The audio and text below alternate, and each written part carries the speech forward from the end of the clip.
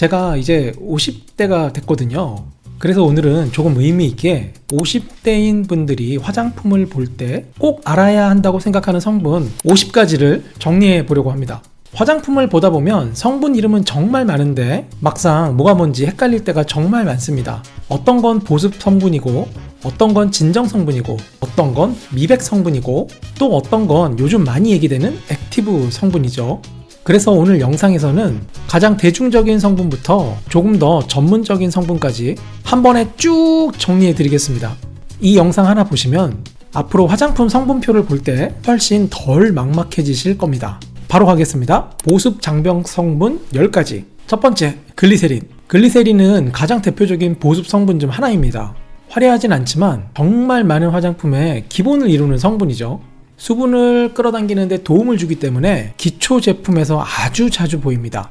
두 번째, 부틸렌 글라이콜. 부틸렌 글라이콜은 보습과 사용감 조절에 많이 쓰이는 성분입니다. 제형을 조금 더 부드럽고 매끄럽게 만들어주는 역할도 합니다. 그래서 전성분표에서 굉장히 자주 보이는 기본기 성분입니다. 자, 이제 세 번째인데요. 세 번째는 프로판다이올입니다. 프로판다이올도 보습과 용매 역할을 함께하는 성분인데요. 비교적 산뜻한 쪽 제형에서 자주 활용되기도 합니다. 최근에는 천연 유래 이미지와 함께 언급되는 경우도 많습니다. 네 번째, 히알루론산. 아마 이 성분 모르는 분들은 없을 것 같은데요. 히알루론산은 수분 성분 하면 가장 먼저 떠올리는 성분 중 하나입니다. 다만 히알루론산이라고 해서 다 같은 체감은 아니고 분자 크기나 제형에 따라 느낌이 달라질 수 있습니다. 유명한 만큼 이름만 믿기보다 실제 사용감까지 보는 게 중요합니다. 다섯 번째는 판테놀인데요. 판테놀은 보습과 피부 편안함 측면에서 정말 좋은 성분입니다. 디판텐이라는 연고, 크림도 있죠. 화려하게 광고되진 않아도 피부가 편안하다고 느껴지는 제품에 자주 숨어 있습니다. 민감한 피부나 장벽이 흔들릴 때도 많이 언급되는 성분입니다. 자, 이제 여섯 번째는 세라마이드인데요. 세라마이드는 장벽 이야기할 때 빠지지 않는 성분입니다. 피부를 지키는 벽돌 같은 이미지로 많이 설명하죠. 다만 세라마이드 하나만으로 모든 게 해결되는 게 아니고 전체 보습 시스템 안에서 봐야 합니다. 종류도 굉장히 다양하죠. 일곱 번째, 콜레스테롤. 콜레스테롤은 이름 때문에 오해를 받곤 하는데요. 피부 장벽 쪽에서는 꽤 중요한 성분입니다. 세콜지라고 들어보셨죠? 세라마이드, 콜레스테롤, 지방산, 거기에 등장하는 게 콜레스테롤입니다. 조금 더 전문적인 보습 제품에서 눈여겨볼 만한 성분입니다. 여덟 번째는 스쿠알란인데요. 스쿠알란은 오일 성분 중에서도 사용감이 비교적 좋은 편으로 알려져 있습니다. 건조한 피부에는 편안함을 줄 수 있고 제형에 따라 무겁지 않게 느껴질 수도 있습니다. 오일이라고 무조건 답답하다고 생각하면 놓치기 쉬운 성분이죠.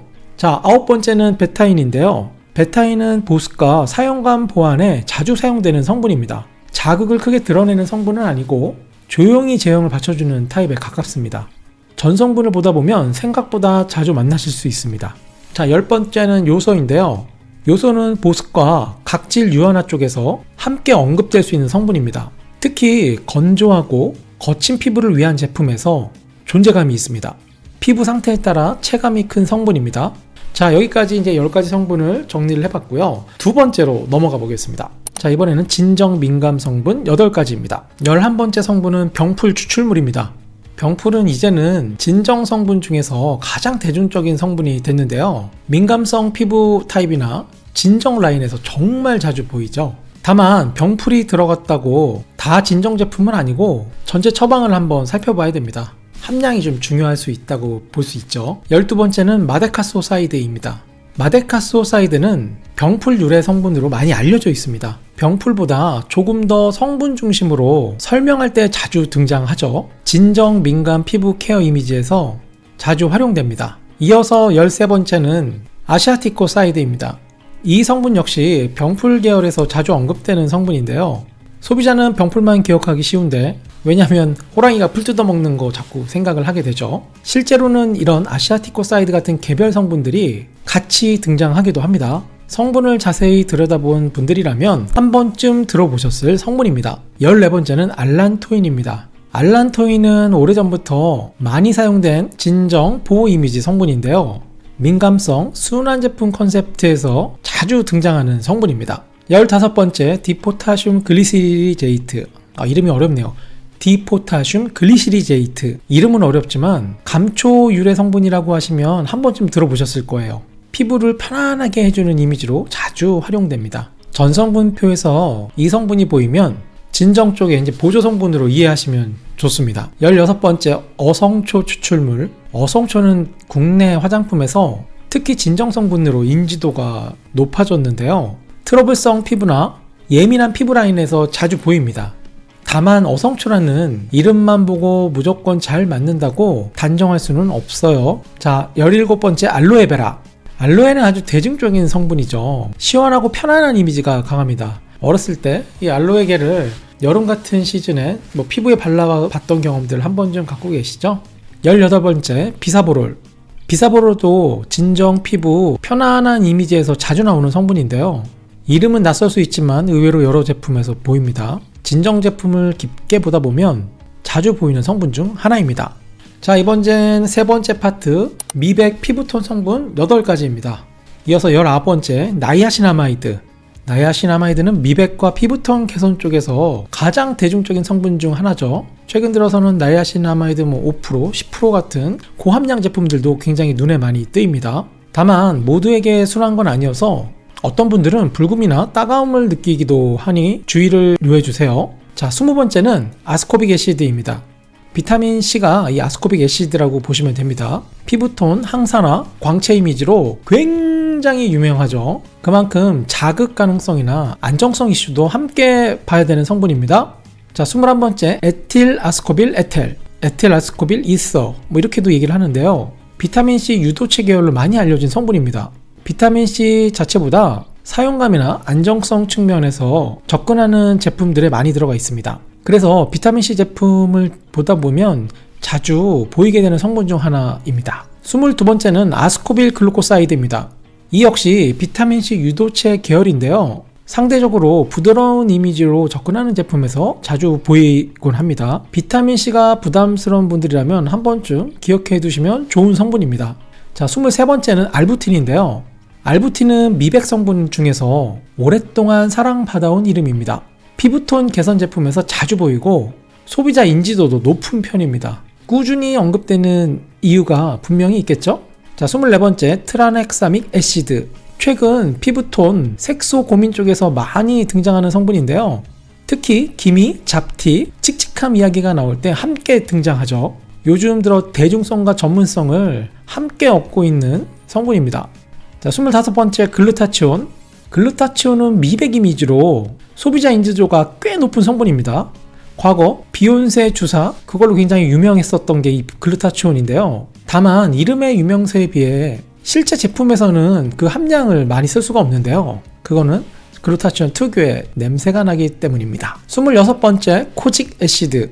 코직 애시드는 톤 개선과 관련돼서 오래전부터 언급되어 온 성분인데요. 다만 피부 자극성 등을 함께 고려해야 하는 성분이기도 합니다. 성분 이름은 알아두시되 제품 선택은 좀 신중하게 보실 필요가 있습니다. 이제 한 절반 정도가 지난 것 같은데 이게 성분을 한 번에 하다 보니까 좀 땀이 나기도 하고 물 한 잔 마시고 오겠습니다. 이제부터 4장은 각질, 피지, 트러블 성분 7가지입니다. 27번째는 살리실산입니다.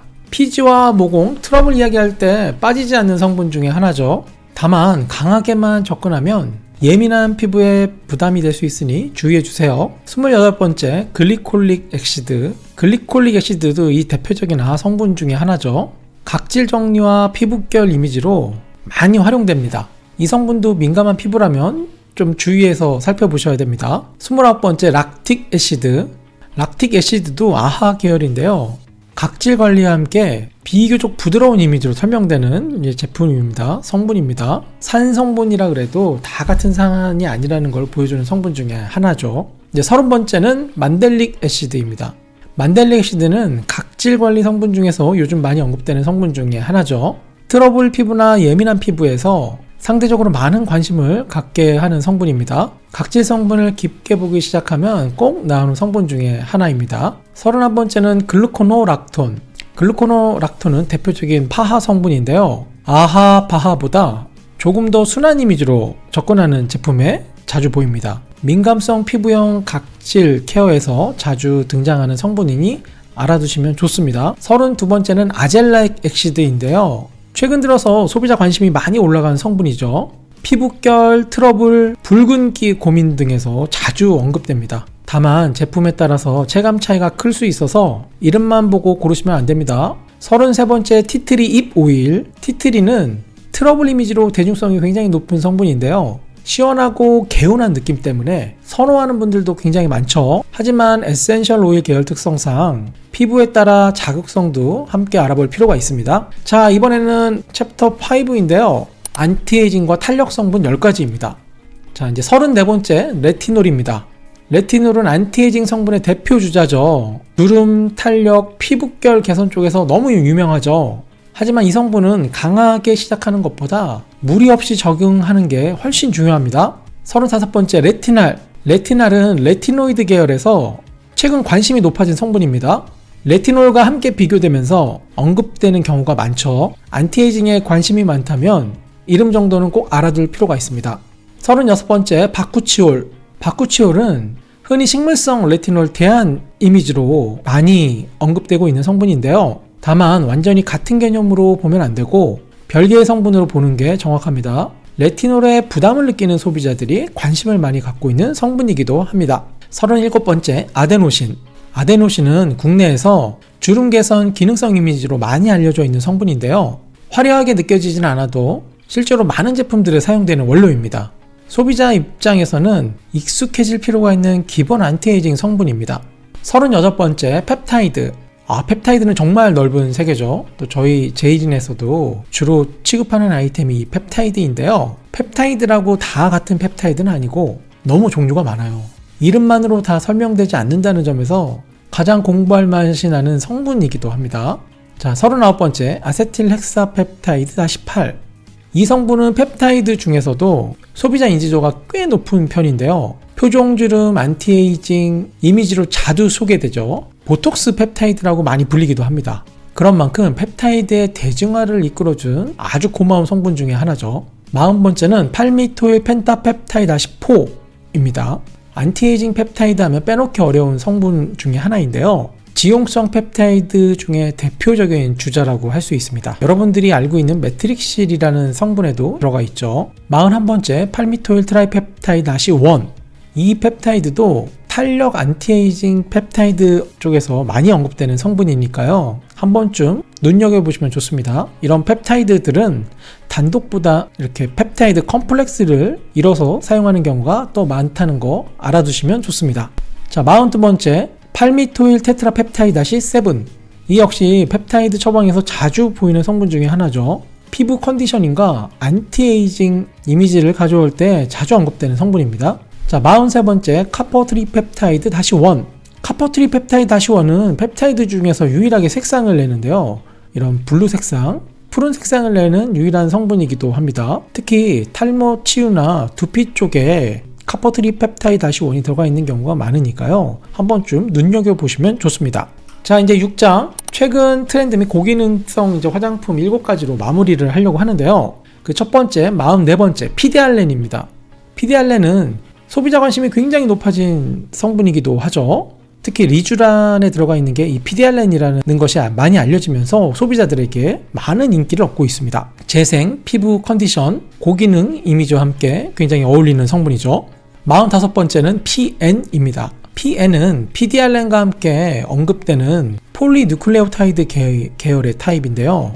이름이 비슷해서 혼동하는 경우도 많죠. 요즘 재생 이미지 성분을 알아두려면 함께 좀 기억해 두시면 좋습니다. 46번째는 EGF입니다. EGF는 성장인자 중에서도 가장 대중적인 이름이기도 하고요. 노벨상을 수상했다라는 그런 이미지와 같이 부각되는 성분 중 하나입니다. 한때 정말 강력한 프리미엄 이미지로 자리를 잡았었는데요. 지금도 소비자들의 이제 기대 가치가 굉장히 높은 성분 중 하나입니다. 47번째는 엑소좀. 엑소좀은 정말 화제성이 큰 성분이기도 하죠. 재생, 전달, 또 차세대 기술로 이미지가 정말 좋은 원료입니다. 그만큼 마케팅적인 측면 쪽에서도 강해서 개념을 차분히 보시는 게 좋습니다. 자, 48번째 프로바이오틱스. 프로바이오틱스는 피부 마이크로바이옴과 자주 언급되는 성분인데요. 장 건강에서 익숙했던 개념이 피부로 옮겨왔다고 보시면 됩니다.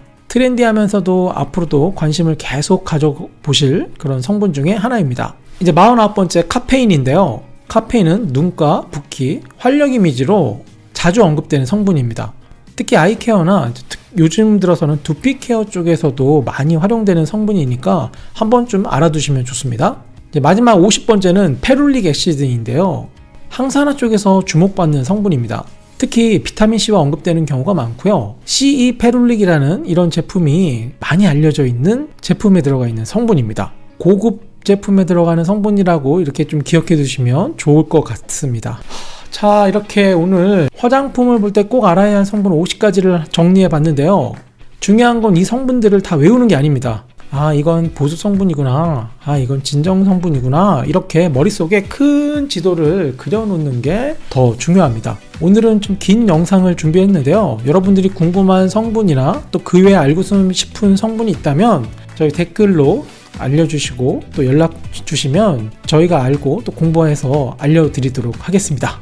그럼 저는 또 다음 시간에 찾아뵙겠습니다. 감사합니다.